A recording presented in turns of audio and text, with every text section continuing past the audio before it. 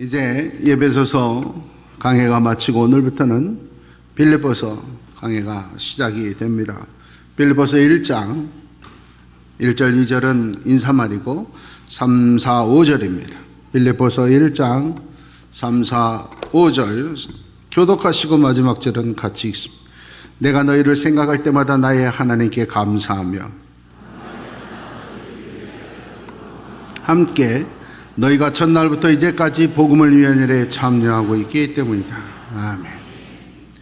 예배는 일정한 시간, 지정된 장소에서 드리는 것입니다. 자기한테 맞는 시간, 내 마음대로 아무 곳에나 드리는 것이 아닙니다. 하나님께서 1년에 3번은 반드시 예루살렘에 와서 예배하라고 했던 것처럼 예배는 격을 갖춰야 됩니다. 반면에 예배는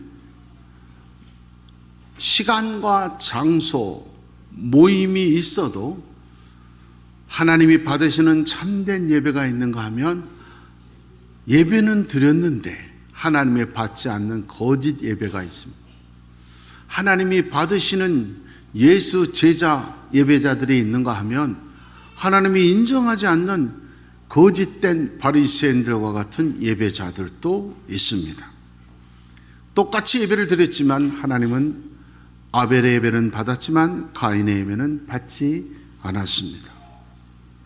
눈물을 흘리며 하나님께 예배했던 세리의 기도는 들었지만 하루에 3번씩 금식을 하고 11조를 철저히 드렸던 바리새인들은 하나님이 저주를 했습니다. 요한복음 4장 23절 24절 보면 하나님은 참되게 예배하는 자들을 찾는다. 그 말은 거짓된 예배자들은 하나님이 원치 않는다. 어떻게 예배해야 되느냐?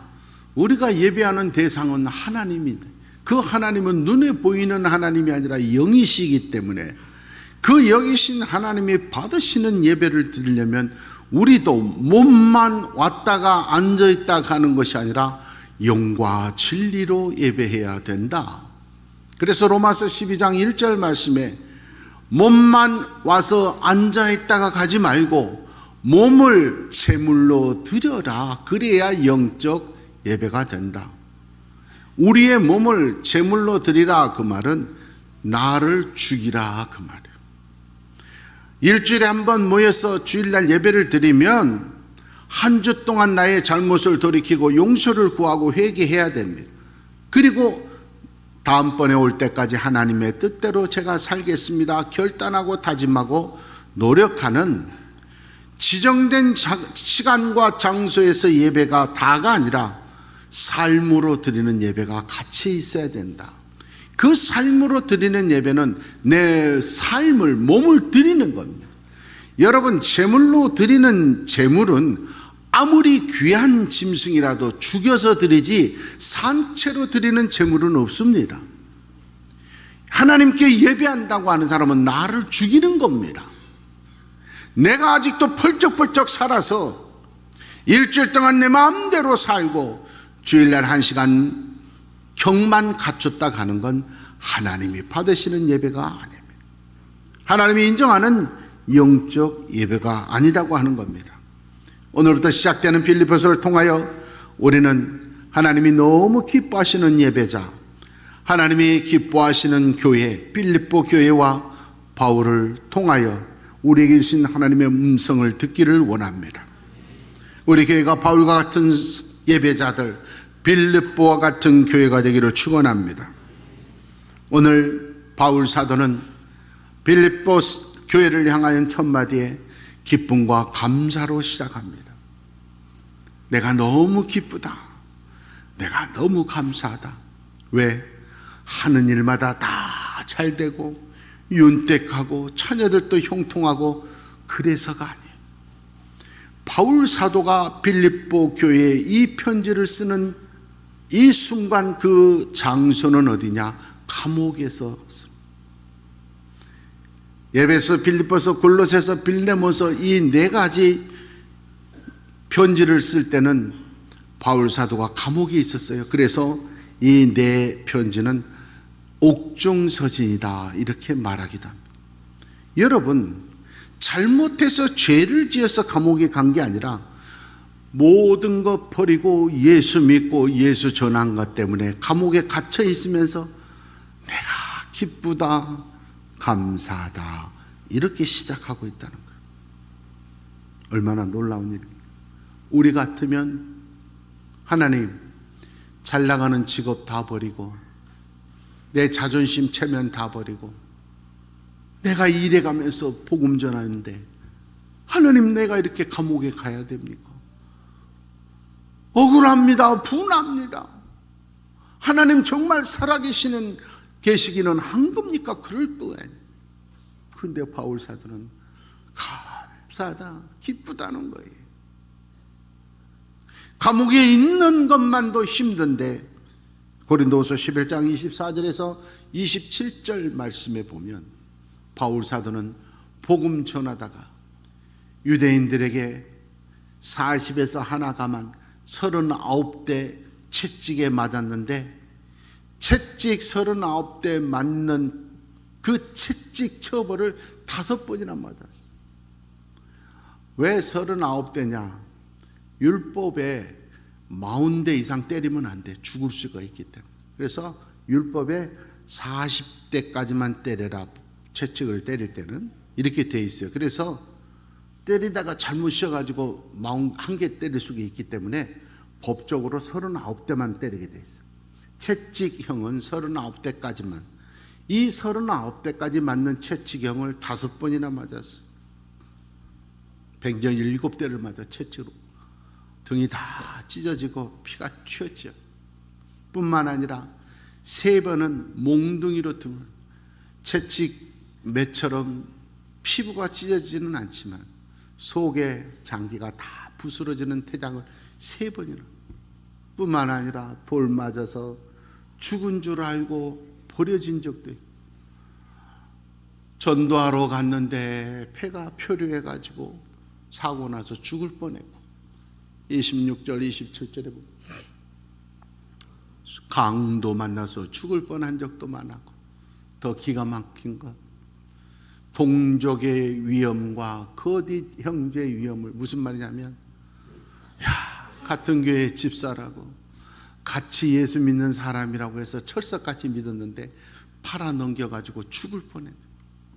여러분, 교회에서 내가 사기당하고 시험당하는 건 다 내 잘못인 줄 생각하세요. 분별하지 못한 거.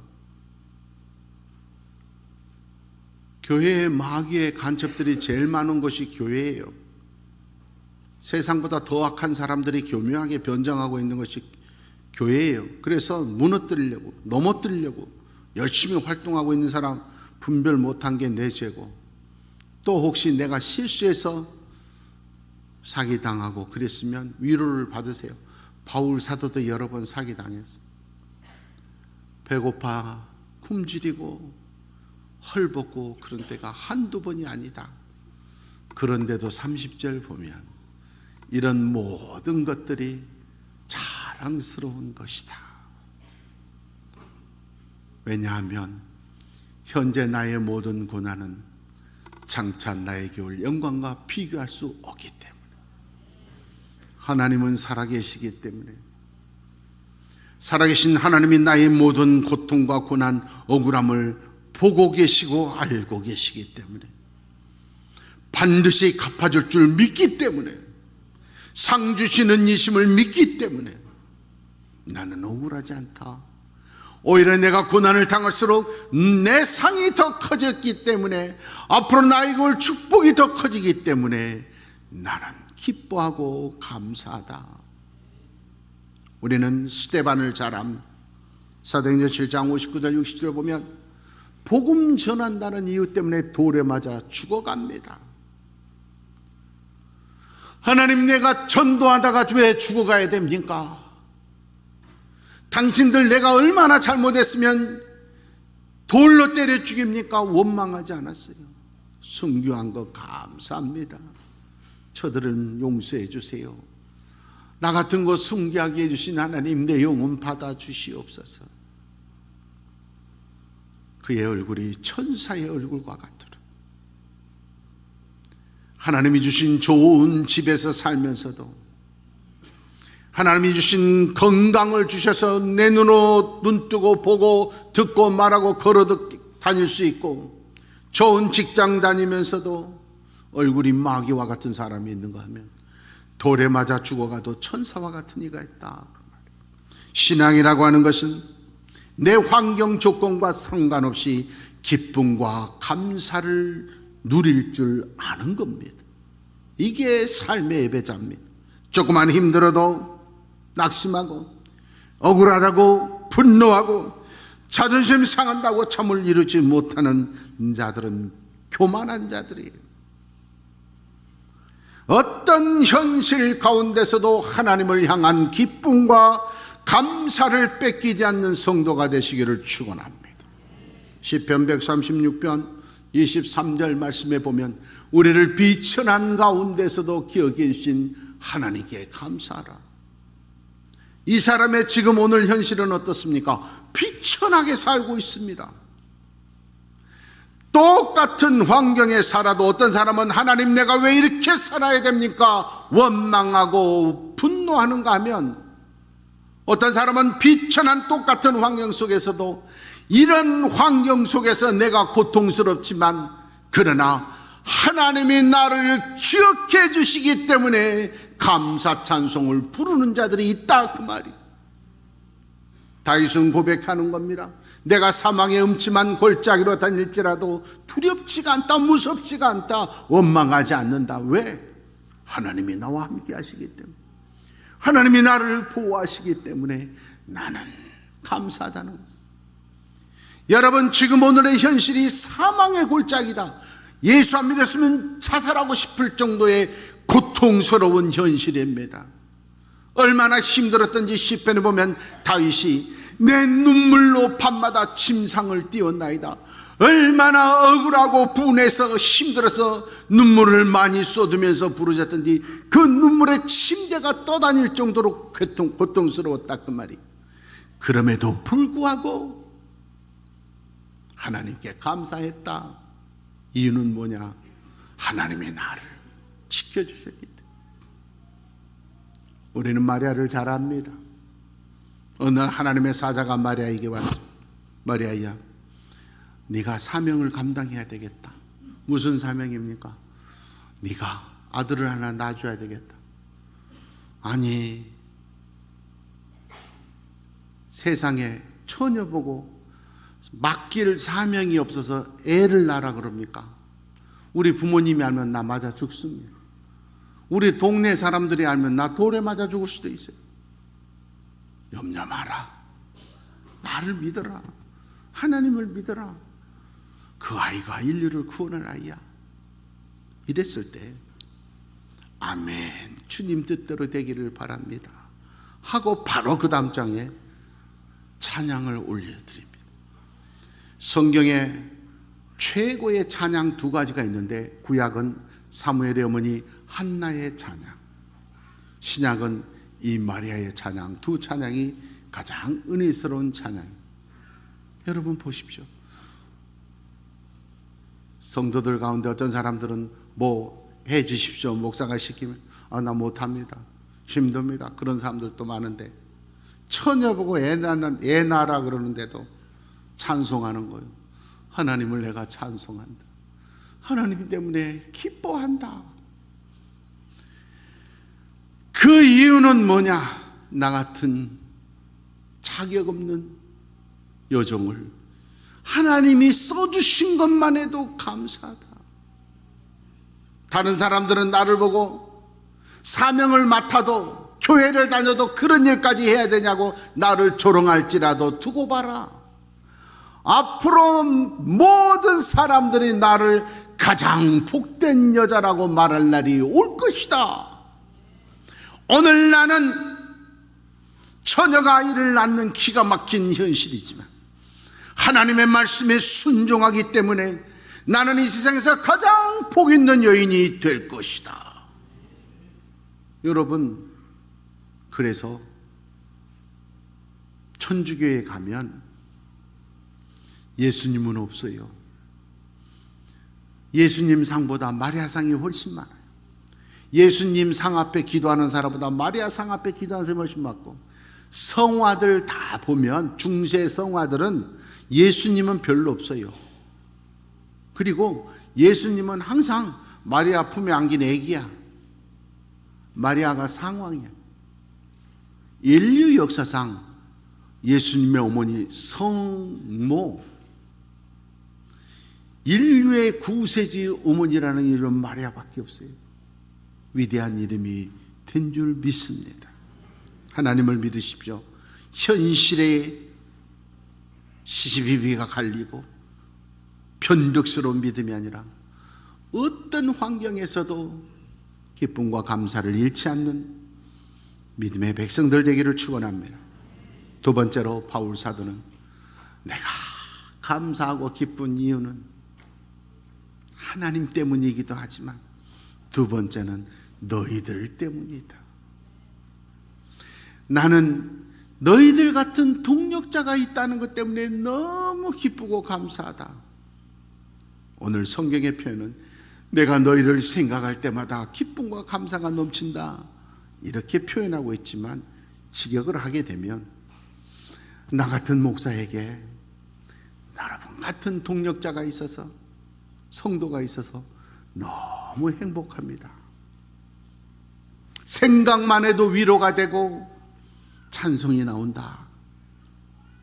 최고의 목회자는 최고의 동력자들이 있는 목회자. 여러분은 여러분의 목회자가 여러분의 이름을 떠올렸을 때 어떤 이름의 그룹에 있겠습니까? 디모데후서 2장 17절 보면 모든 걸 버리고 주님을 따랐던 위대한 사도 바울도 후메네오, 빌레도 두 사람 이름만 떠오르면 암덩어리가 가슴을 눌리듯이 가슴이 아픈 사람, 그 사람들 이름 떠올리기만 해도 악성 종양 같은 이들이다. 생각도 하기 싫다. 유다서 1장에 보면 인류 역사상 가장 저주받은 세 사람의 이름이 나옵니다.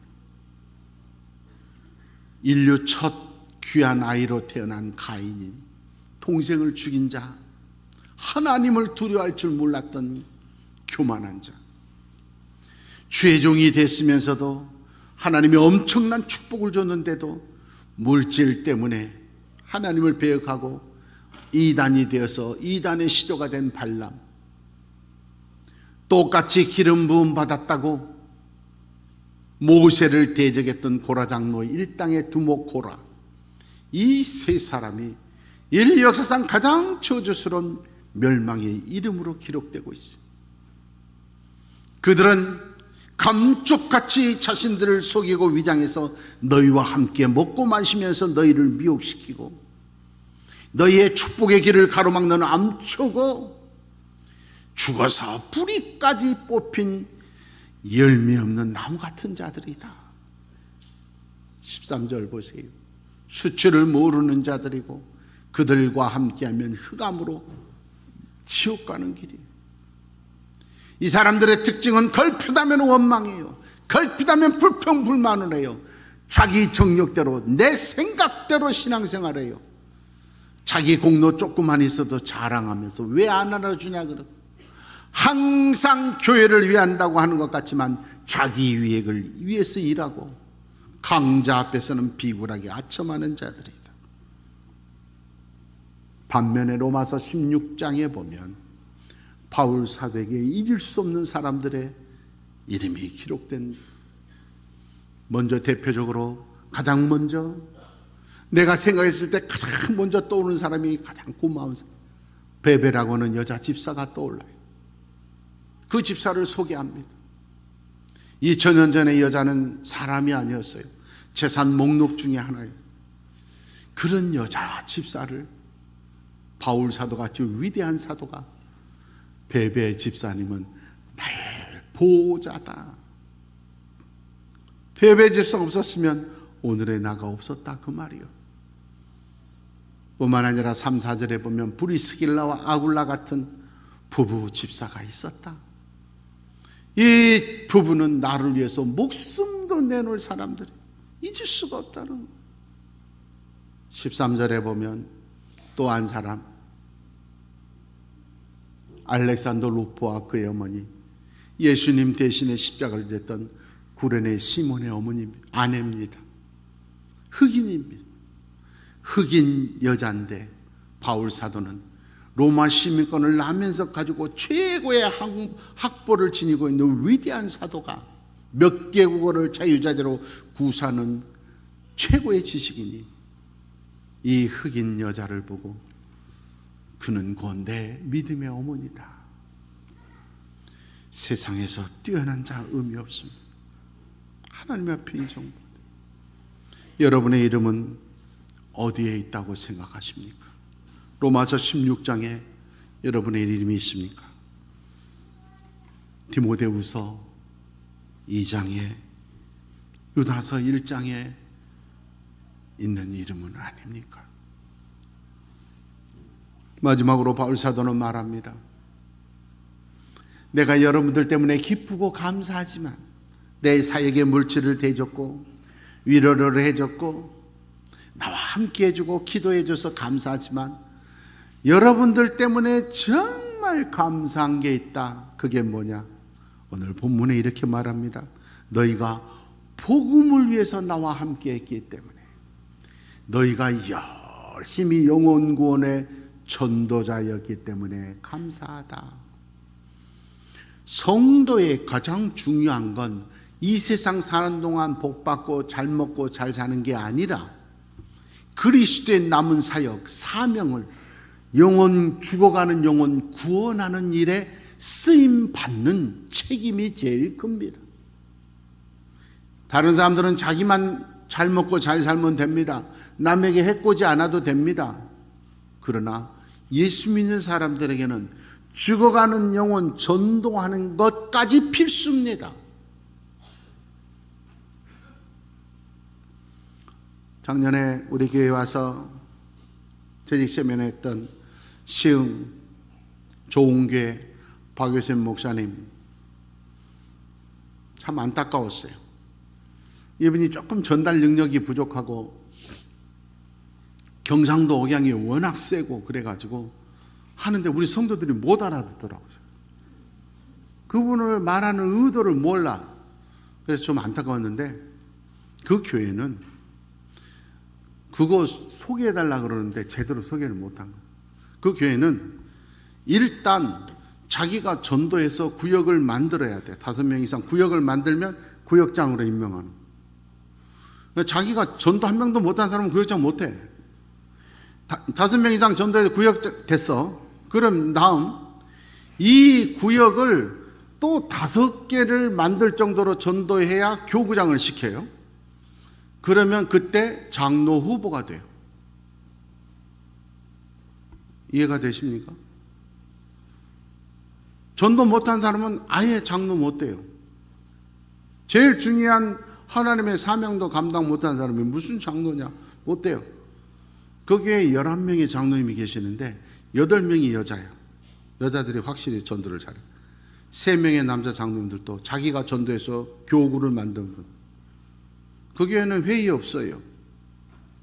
오직 순종, 오직 예배, 오직 전도, 오직 기도밖에 없어. 교회 규칙도 없고요.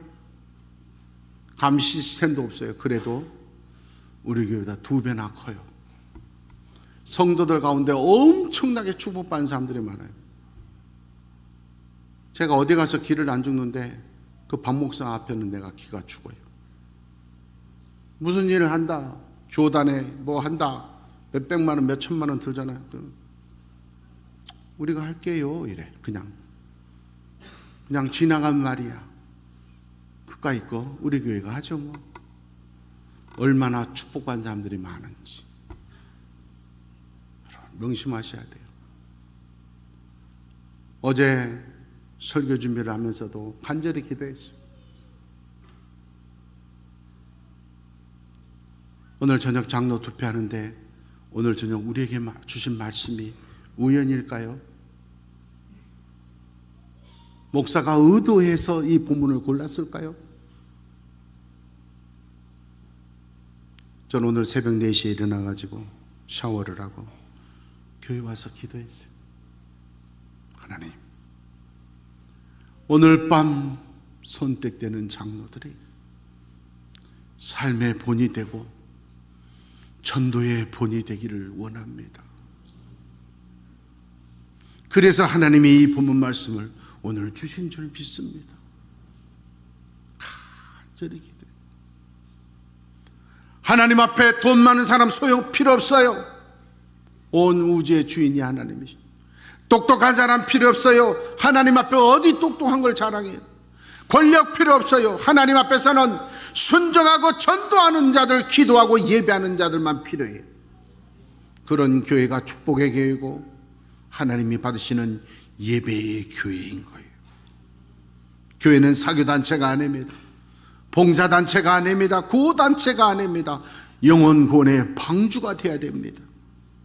마가복음 1장 38절 말씀해 보십시오. 예수님이 이 땅에 오신 것은 배고픈 사람들 돌로 떡 만들어서 굶주린 명기에서 오신 거 아니에요. 병든 사람들 고쳐주려고 오시는 거 아니에요. 내가 이 땅에 오는 건 죽어가는 영혼 구원하기 위해서 왔다. 너희들이 할 가장 중요한 일은 땅끝까지 내 증인이 되어야 된다. 그러므로 이 사명 감당치 못한 자들은 하나님이 반드시 결산하세요. 다니엘서 12장 3절에 보면 하나님이 인정하는 최고의 스타, 가장 위대한 사람들은 어떤 사람들이냐? 죽어가는 영혼 돌아오게 해서 구원받게 하는 자들이 하늘의 별처럼 빛나는 자들이 될 것이다. 사랑하는 여러분, 명심하셔야 돼요. 하나님은 살아계세요. 내가 오늘 어떤 환경에 있어도 영원한 천국에 가는 구원받는 백성이니까 하나도 억울할 거 없어요. 천국 시민으로 구원받았으므로 어떤 환경에도 변하지 않게 기쁨과 감사를 유지하는 자들이 되기를 원합니다. 이 세상 잠깐 있는 세상이지만 혼자 가기는 힘들어요. 우리 교회가 든든하고 진실한 믿음의 동력자들, 차고 넘치는 교회가 되기를 원합니다. 사랑하는 우리 성도들이 브리스길라와 아굴라처럼, 베베처럼, 구레네 시몬 아내처럼 생각만 해도 기쁨과 감사가 넘치는 주의 종의 부족한 종의 동력자들이 되기를 원합니다. 무엇보다도 우리 여천교회 성도들의 가장 우선순위는 영혼 구원의 전도자 되기를 축원합니다. 하나님 아버지,